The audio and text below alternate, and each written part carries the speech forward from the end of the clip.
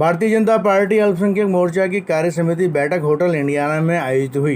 बैठक में भाजपा के राष्ट्रीय उपाध्यक्ष अब्दुल्ला कुट्टी, पूर्व सांसद व अल्पसंख्यक मोर्चा के राष्ट्रीय महामंत्री साबिर अली व प्रदेश अध्यक्ष सतीश पूनिया ने शिरकत की। मोर्चा के प्रदेश अध्यक्ष मोहम्मद सादिक खान ने कहा कि बैठक में प्रदेश भर के जिला अध्यक्ष व संगठन के जिम्मेदारों ने शिरकत की और ज़मीनी सतह पर काम करके मोर्चा को मजबूत बनाना है। उन्होंने कहा कि राजस्थान में तीसरी बार कांग्रेस की सरकार बनी और मुख्यमंत्री अशोक गहलोत ने वकील कोटे से अब तक एक भी AAG नहीं बनाया। RPSC में अल्पसंख्यकों को कोई भी प्रतिनिधित्व नहीं दिया गया और ना ही अन्य सेवाओं में IAS बनाए गए, बल्कि अल्पसंख्यक समाज को तेज पान पत्ते की तरह समझकर हमेशा बाहर कर दिया। अजमेर दरगाह कमेटी के चेयरमैन अमीन पठान ने कहा कि आज़ादी के बाद कांग्रेस ने मुसलमानों के साथ छल किया और हमेशा झूठ बोला। राजस्थान में चुनावी मुद्दे जो थे उनको अभी तक कोई अमली जामा नहीं पहनाया। कांग्रेस हमेशा बीजेपी से डराकर सत्ता हासिल करती रही है। आने वाले चुनाव में कांग्रेस की जगह मुसलमान बीजेपी को सपोर्ट करेंगे और सरकार बनाएंगे।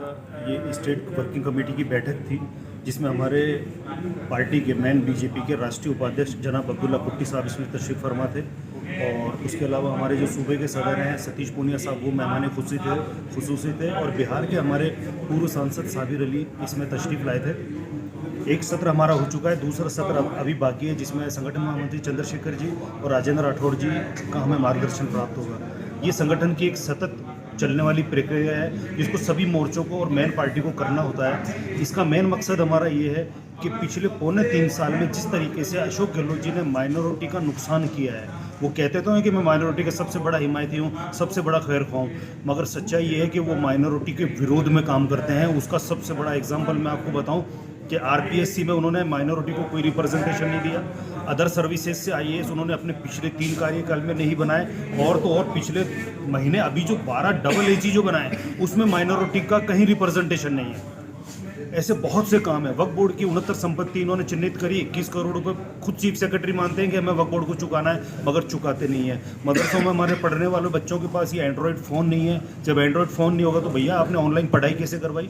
इसलिए अशोक गहलोत जी नतीजे भुगतने के लिए आप तैयार रहिए और माइनॉरिटी इस बार आपको दरकिनार करेगी और ये जो माइनॉरिटी का जो वोटर है, जो समाज है, वो बिरादरी है, वो पूरी इस बार सतीश पूनिया जी की और भारतीय जनता पार्टी के साथ जाने वाली है।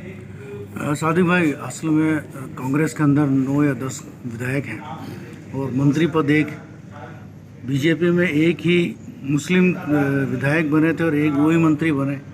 तो क्या कहना चाहेंगे कांग्रेस को इस मामले में कि जो 9 विधायकों में एक मंत्री दे रहे हैं वो भी अल्पसंख्यक का? देखिए, मैं आपको बात दिलाना चाहता हूँ कि 2003 से 8 का चाहे भाजपा का शासन हो या 13 से 18 का शासन हो, उसमें हमारे विधायक बराबर जीतते रहे और एक विधायक जो हमारे जीते, जो कैबिनेट मंत्री बने, जो लोग राजनीति का मर्म जानते हैं वो जानते हैं कि वो कैबिनेट मंत्री राज्य सरकार में कितने पावरफुल थे। वसुंधरा जी की सरकार में उनकी क्या हैसियत थी और आप उनको कंपेयर करेंगे साले मोहम्मद जी से तो आपको पता चलेगा कि उनकी जो हैसियत है वो उनके मुकाबले कितनी है। मंत्री बना देना या विधायक जितवा कर लाना अलग बात है, मगर समाज के लिए आपने क्या काम किया अशोक गहलोत जी? हमारा आपसे ये सवाल है, आप बिल्कुल या तो सुधर जाइए वरना नतीजे भुगतने के लिए तैयार रहिए। अभी तक किसी भी बोर्ड का कोई चेयरमैन नहीं बना, किस तरीके से आप लोग इसको लेते हैं इसको? देखिए, माइनॉरिटी से जुड़े हुए जितने भी निगम बोर्ड हैं या जो भी ये हज कमेटी वगैरह हैं, इसमें तो माइनॉरिटी की नियुक्ति हमेशा भाजपा भी करती रही है या जो गैर कांग्रेस की सरकारें हैं वो भी करती रही हैं। अशोक गहलोत जी इनकी तो नियुक्ति नहीं कर रहे हैं, उसके अलावा और जो माइनॉरिटी को इनको रिप्रेजेंटेशन देना चाहिए, चाहे वो हाउसिंग बोर्ड है या और जो दूसरे इनके सरकार के बड़े इदारे हैं, भैया उसमें आप माइनॉरिटी को बनाओ, आप बेवकूफ़ बनाओ हमें, आप माइनॉरिटी को वहाँ रिप्रेजेंटेशन दीजिए। ये तो है ही हमारे, इसमें क्या एहसान कर रहे हो? ये तो सारी पार्टियाँ देती आई हैं। आप कहते हो मैं सबसे बड़ा खैर ख्वाह हूं, तो आप दीजिए ना उनको रिप्रेजेंटेशन। सरकार आपकी 3 साल कंप्लीट करने जा रही है दिसंबर में। कार्य समिति की बैठक थी और ये बहुत इंपॉर्टेंट बैठक थी यार, बहुत फ्रूटफुल रही है क्योंकि इसके अंदर पार्टी के जो मेन पार्टी के जो नेशनल वाइस प्रेसिडेंट है भारतीय जनता पार्टी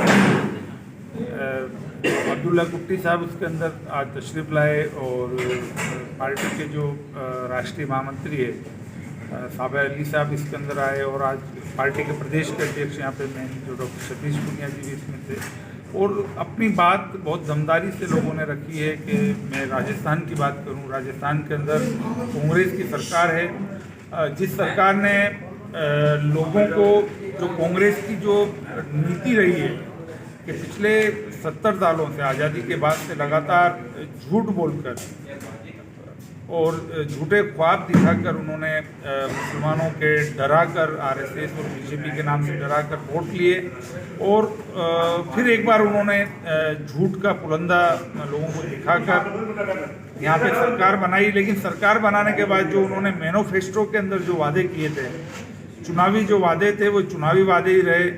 और आज तक मैं मानता हूँ कि अक़लियतों के लिए ख़ास तौर पे जो भी वादे थे उनमें से वो एक भी चीज़ नहीं गिना सकते कि उन्होंने अक़लियतों की तालीम और तरक्की के लिए कुछ किया हो।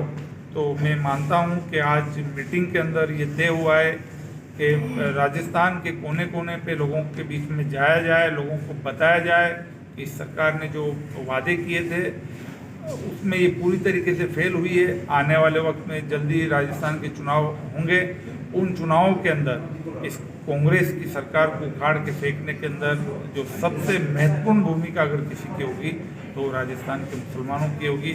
और उसमें भारतीय जनता पार्टी, अक़लियती मोर्चा और जो भी भारतीय जनता पार्टी से जो जुड़े हैं वो लोग इसके अंदर बढ़ चढ़ कर हिस्सा लेंगे और कांग्रेस की सरकार को उखाड़ के फेंकने में महत्वपूर्ण भूमिका निभाएंगे।